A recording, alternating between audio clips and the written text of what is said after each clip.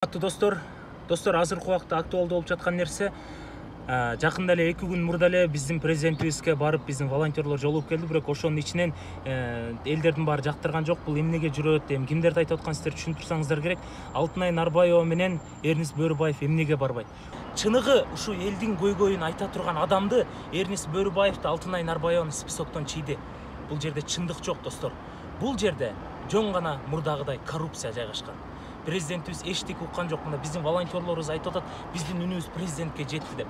Сиздердин үнүңүздөр президентке жеткен жок.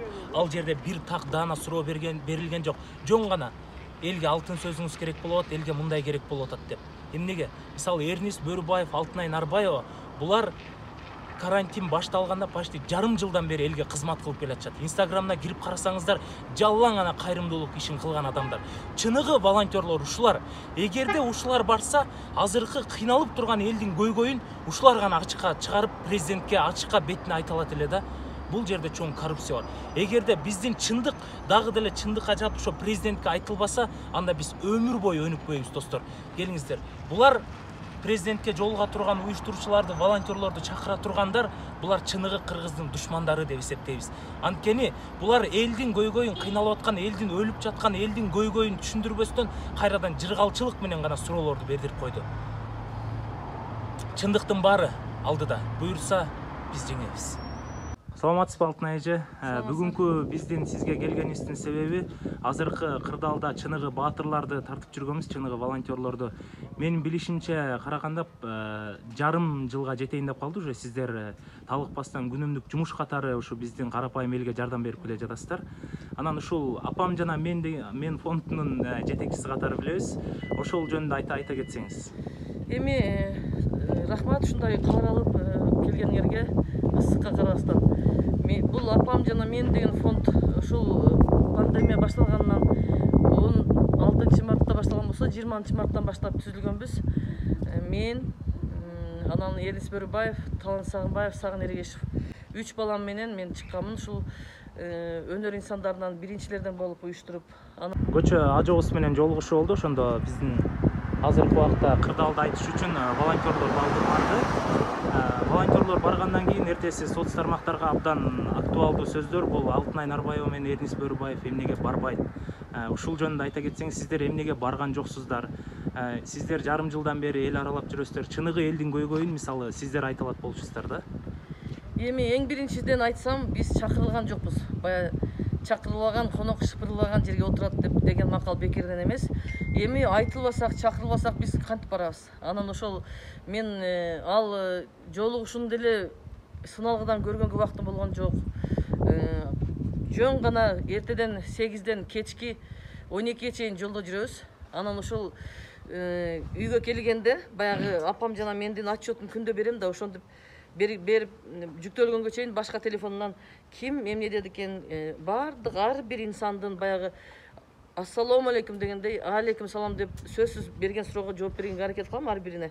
Ким ыраазы болду, ким жакшы калуу тилек айтты, ким нааразы деп карап чыгам. Ошол карап чыгып атсам, мага бөлүштүрүп коюштур.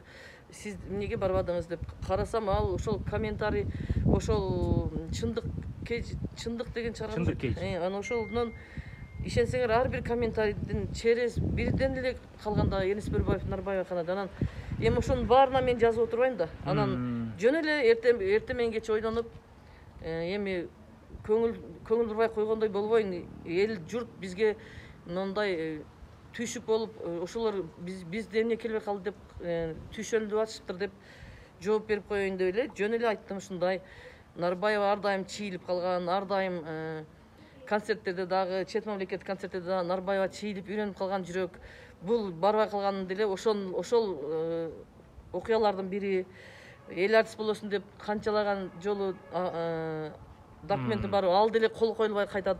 Ага деле үйрөнүп калган жүрөгүм менин деп. Анан ушул жан дүйнөмдүн кап болгонун, бул жан дүйнөнүн кап болгону жылдап, айлап, ырдамактар менен сүйлөй албай каласың.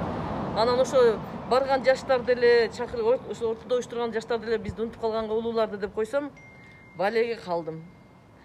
Анан эле башкасы чыкты, телефондон сурап атышат, сайттар чакырып атат, эфирлер чакырып атат. Мен айттым, мен ырчы катары, кыргыздын жараны катары мен дагы өз оюмду, пикиримди айтканга эркин болушум керек. Мен өз оюмду эле айтып койдум.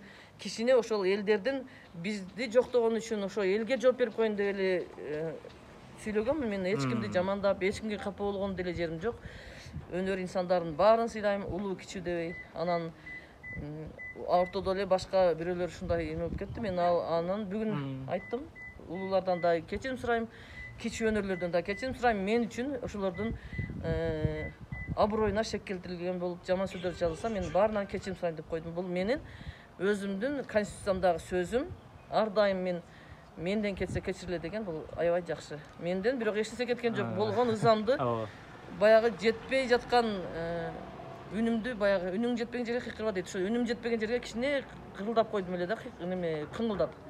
Анан ошо чыкпай турган сөз эле чыгып кетти, өзү эле болду. Бул жерде эки адамдын ортосундагы мамиле эмес, жөн гана элдин ошол мени ойлоп дүрбөлөңгө түшкөнүн мен ошо ар бириңерге жооп бере албайм. Монтип кайрылып коеюн деп эле кайрылсам, ошондой эки адамдын ортосундагы эле неме болуп кетти. Ырчы Анжелика Кайратовна өзүнүн соц тармагына жазып чыгыптыр. Мен ак үйдөгүлөргө айттым, эмкиде Алтынай эжени чакыргыла депчи. Сиз ушуну кандай маанайда түшүндүңүз? Алтынай эжени чакыргыла, Гүлшайыр эже барсын деп коюптур. Эми бул деген мен Анжелика эч нерсе деп айта албайм.